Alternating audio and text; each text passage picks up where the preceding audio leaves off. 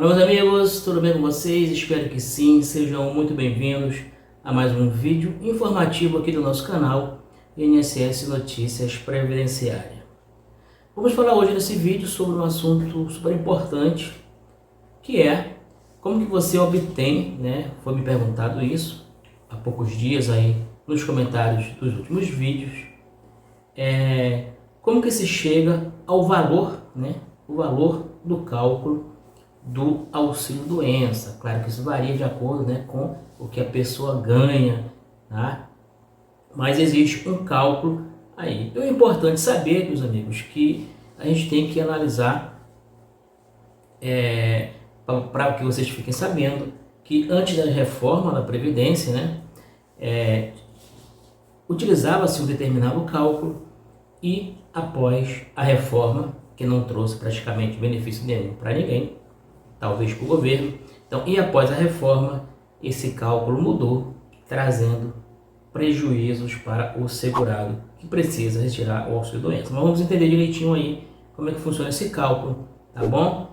Exclusivamente para o auxílio doença. Então, só peço aqui a você, meu amigo, que ainda não está inscrito no nosso canal, aproveita aí e se inscreva rapidinho. É de graça, não custa nada e você ajuda o canal a continuar trazendo informações relevantes aí de interesse público, tá bom? Deixa seu like também, deixa seu comentário e compartilhe para que mais pessoas tenham acesso também à informação, que informação nunca é demais. Vamos lá então. Vamos entender, meus amigos, então, como que dá, esse cálculo, como que se chega ao valor mensal de um auxílio-doença de um segurado do INSS. Bom, em regra, antes da reforma da Previdência, tá? O cálculo do auxílio-doença ele era feito considerando 80% dos maiores salários de contribuição daquele beneficiário a partir de julho de 1994. Esse tempo aí, esse marco temporal importante para várias situações, por ter relação aí com a questão do plano real. Bom, então a partir de julho de 94, a partir de julho de 1994, tá, até antes de entrar em vigor a reforma da Previdência, pegava-se 80% dos maiores salários daquele contribuinte, e claro que os 20% menores eram jogados fora do cálculo. Isso acabava chegando a um valor mais interessante para o segurado do INSS a título de auxílio-doença, tá bom? Porque quando você chegava a esse cálculo de 80%, você colocava em cima uma alíquota de 91% sobre o valor do cálculo dos 80% dos maiores salários desse contribuinte. Esse 91% era aplicado e o resultado não podia ultrapassar a média dos últimos 12 salários, tá, de contribuição, que é o chamado a renda mensal inicial, tá? Não poderia ultrapassar. Se ultrapassasse, ficaria a média, tá? Após saber o valor do salário, a alíquota de 91% seria aplicada e esse resultado, tá, era verificado se ultrapassava a média dos últimos 12 salários de contribuição. Caso ultrapassasse a média dos últimos 12 salários, a renda mensal inicial seria igual a essa média. Caso ultrapassasse, ficava na média. Se não ultrapassar, aquele valor já estaria definido, ok? Só não poderia ultrapassar a média.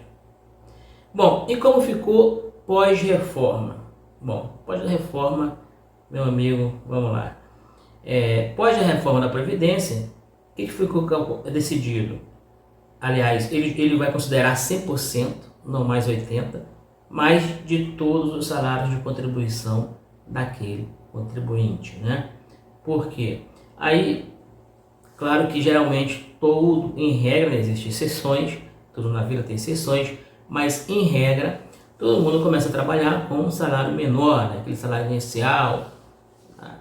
E depois a pessoa vai se qualificando, vai adquirindo experiência, tá? E vai adquirindo empresas maiores para trabalhar e consequentemente salários maiores aí na fase adulta, para até chegar a se aposentar, não é isso?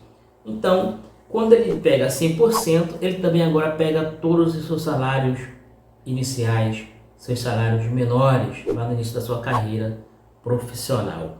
Então, não mais ele pega só 80% dos maiores, né, que era mais interessante. Bom, como todos os salários são considerados para a média agora, né, 100% de todos os salários, consequentemente o valor final do seu benefício fica mais baixo. A alíquota ele se manteve, né, 91% agora dos 100% total, tá? Então, juntamente com a limitação da média dos últimos salários de contribuição, continua a mesma coisa para segurados especiais, trabalhadores rurais, pescadores artesanais e indígenas. O valor do benefício é fixado em um salário mínimo. Então, essa categoria aí de forma especial, tá? Não entra no cálculo, tá bom? Quais são eles? Vou repetir. Os trabalhadores rurais, pescadores artesanais e indígenas. O valor do auxílio-doença é de um salário mínimo nacional, tá bom? E aí, você entendeu? A diferença, né? A alíquota continua a mesma, 91%, lá para os trabalhadores urbanos, aí de um modo geral. E, infelizmente, o cálculo, a mudança, né, para pior, é que antes da reforma você pegava 80%, né, a média dos 80% das maiores contribuições, dos maiores salários, e jogava 20% os menores, era descartado, não entrava no cálculo, porque quando ele se menor entra no cálculo da média, desculpem, ele vai trazer o resultado final para baixo, né? E agora entra tudo pós-reforma e o valor com certeza sempre dá um valor menor caso fosse feito no sistema anterior, tá bom? Bom, aqui também o rapaz perguntou como dar entrada no auxílio-doença. Gente, hoje até é complicado falar nisso porque existem várias situações, mas de um modo geral, né, temos aí várias formas, né, mecanismos que o governo usa para diminuir a fila de espera, mas em regra geral, gente, a entrada no auxílio-doença é pelos sistemas aí do INSS, né, site, aplicativo e por aí vai. Aí, quando o trabalhador for solicitar o seu auxílio-doença, é importante ter em mãos o laudo médico atualizado. Isso sempre será importante, qualquer tipo de análise, tá bom? Deve constar nesse documento todos os detalhes sobre o quadro do segurado e a classificação internacional de doenças, o CID, tá bom? Também isso é importante. O médico deverá solicitar o tempo de afastamento que o trabalhador deverá cumprir, tá? Com essa documentação em mãos, o empregado irá entrar em contato com o INSS, que aí pode ser pelo site, pelo aplicativo, como eu disse, ou até mesmo pelo 135. Então, meus amigos,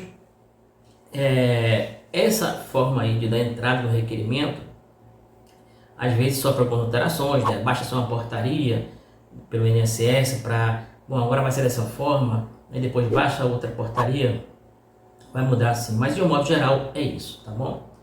E espero que vocês tenham entendido aí o ponto focal do vídeo, que era saber como se dá o cálculo aí para pagamentos aí mensal do auxílio-doença. Meus amigos, muito obrigado a você que chegou até o final do vídeo. Se gostou, deixa seu like, compartilhe para que mais pessoas tenham acesso ao conteúdo, tá? Se inscreva se não é inscrito, aí rapidinho, tá bom? Ative o sininho das notificações para não perder nossos próximos vídeos. Até o próximo, fique com Deus.